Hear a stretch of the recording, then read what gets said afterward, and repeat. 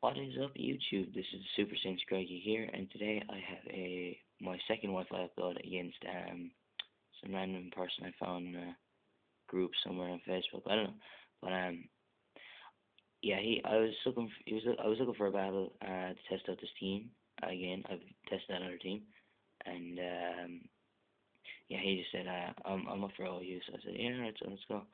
So you have to really talk. I have to kind of talk quietly since my parents are kind of asleep. And it's like 3 o'clock in the morning here, so yeah. So you can see mine is a very semi-stall, heavy kind of stallish, really stallish kind of rain team. I have a really big solid core in there, and he's got a lot of random stuff really for OU.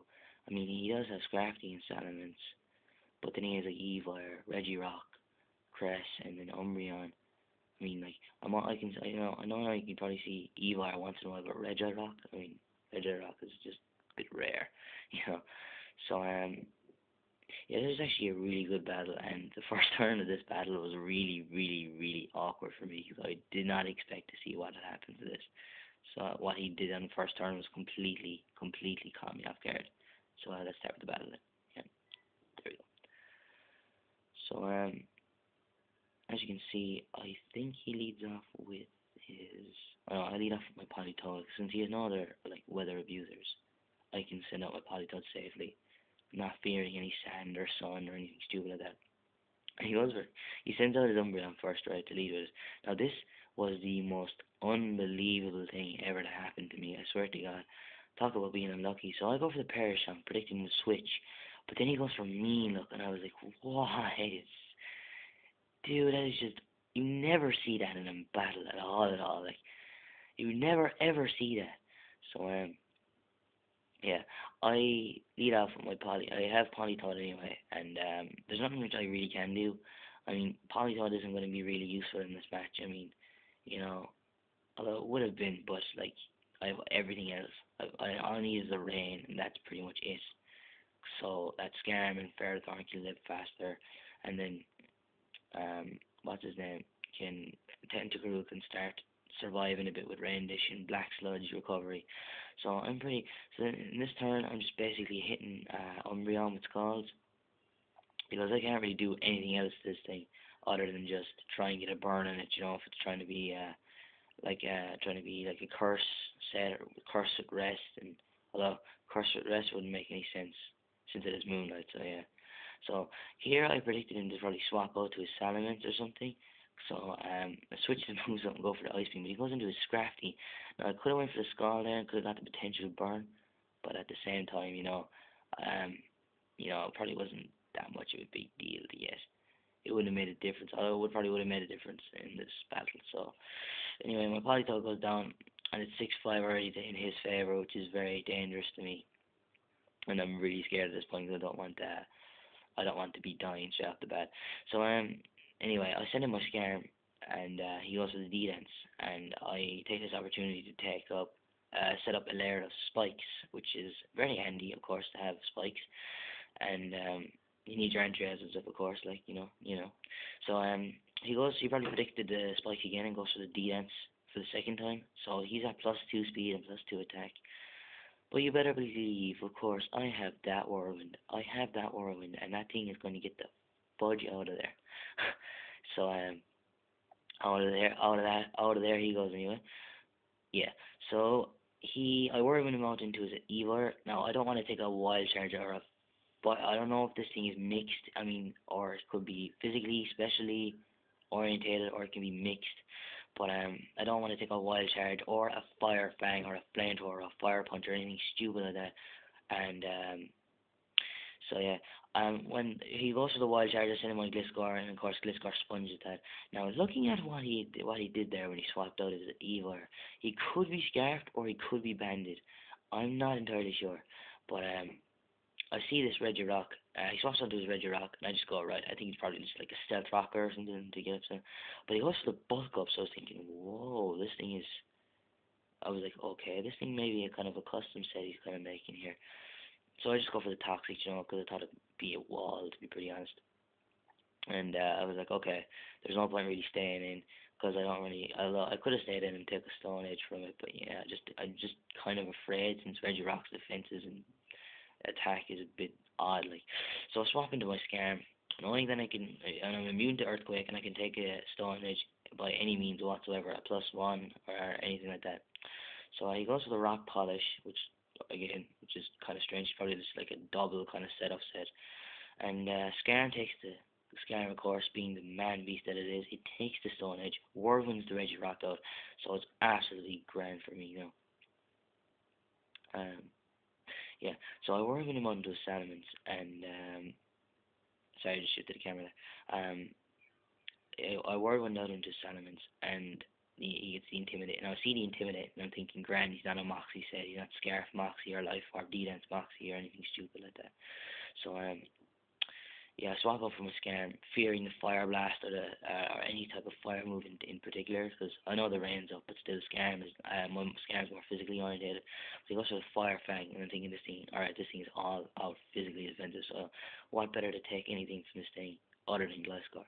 So I predicted him to swap out there when he went for the Declaw, so I went for the Toxic to probably put his Umbreon to come in, or his Cresselia to come in, and of course he does have a Cresselia because you just saw it in the team preview there, and I want to get that thing poisoned as much as I really wanted to get that thing poisoned. Now here was debating, right? He could have went for the D-Dance here, so I swapped.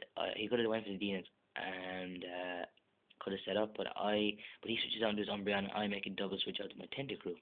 So I was thinking, okay, this is going okay, this is going well.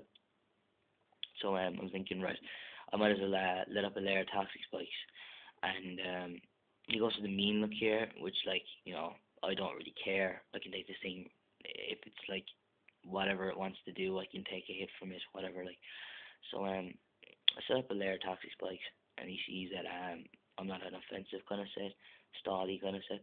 So he swaps out of his Umbreon, goes into a Scrafty. Now, I think the whole point of his Umbreon is to kind of trap walls or any type of Pokemon in particular, so his Scrafty can go in, set up a D-Dance, and start sweeping from there. I'm thinking that's his whole thought process behind it. But I was thinking, yeah, I could take a hit from this thing, and not really worry too much about it. So I forgot that I missabbed Surf instead of Scald into this thing. So I should have put Scald in it for Pokemon that are really annoying, like physical attackers, really. And it's very essential while it's in the rain. It's a good support move, you know. Always that 30% chance burn, like, you know. So I go for the Surf, nearly takes it out, and he goes to the D-Dance, thinking like, I'd probably go for probably switch out or something after I set up the Toxic Spikes, but no, I go straight in for the Surf. I go straight for the Surf, knock him down to a point where Poison's going to take him out. Down goes one threat in particular.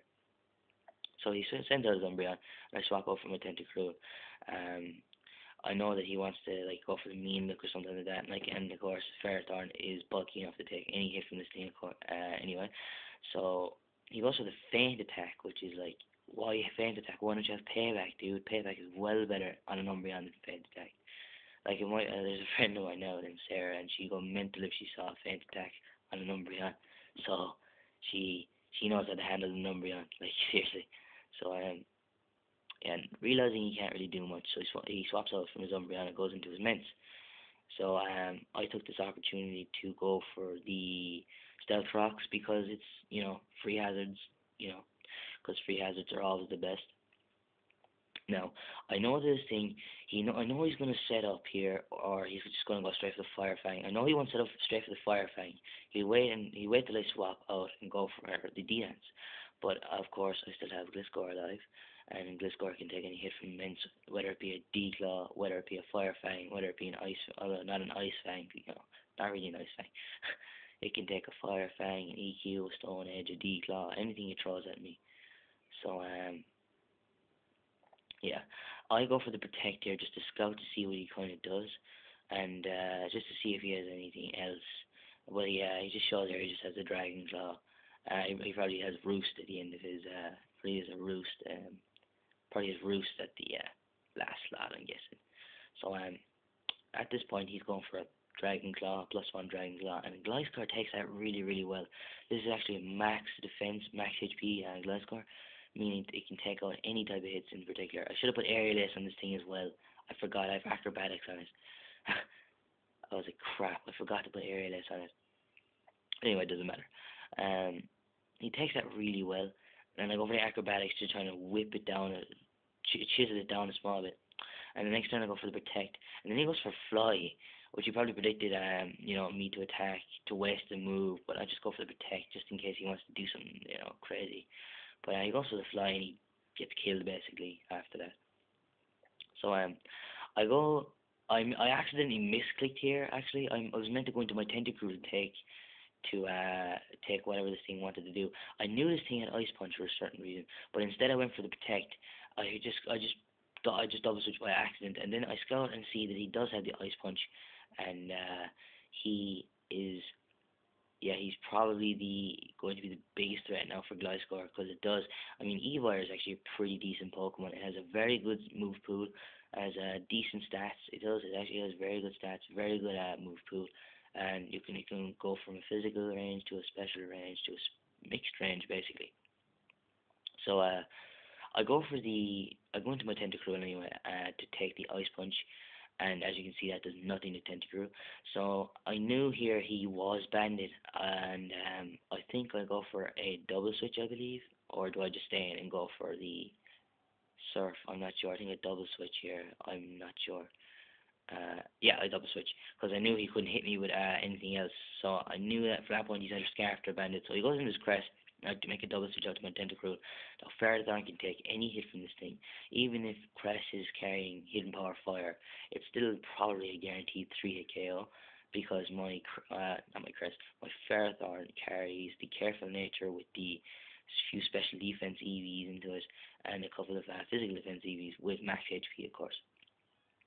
So I'm take this opportunity to go for a Leech Seed because Leech Seeds are always good, and like, yeah, because since Crest is like a very good very bulky Pokemon with a lot of HP, I can get a lot of health back for Ferrothorn, so I back up to full health basically. And not realizing he can't do much, he goes out of his Crest and he goes right into his Regirock. Now I predict this brilliantly here. I knew he was going to swap into his Regirock, to kind of predict me to go for probably switch out or something, but I just go whack for the Power Whip and I take that thing clean out, just take it out straight away, just knock it down to the point where it just I think it actually lives. Yeah, it lives actually. It lives the Power Whip and then dies from the poison. Which you can see the Toxic Spikes did a very, very, very good played a vital role in this match. So see, I knew I wanted to know here if you had the fire punch. So I switch out for my Ferrothorn and I go into Tentacruel here, but he probably saw through that and went for the wild charge here, and and it's probably, and judging from the damage it does, I put a bit of defense EVs into Tentacruel as well. But knowing from that, it cannot take a max HP, a max attack, Evire's wild charge, and I think in here that thing is probably banded, I'm believing, because it's like fucking beast. So it's a double down, and he dies from the recoil, and I die straight off the bat from the wild charge, which is probably banded. So he switches into his Umbreon, I switch into my Ferrothorn. Now at this point I think it's 4-2, so I basically have this game in the bag because Ferrothorn pretty much takes on all of his Pokemon.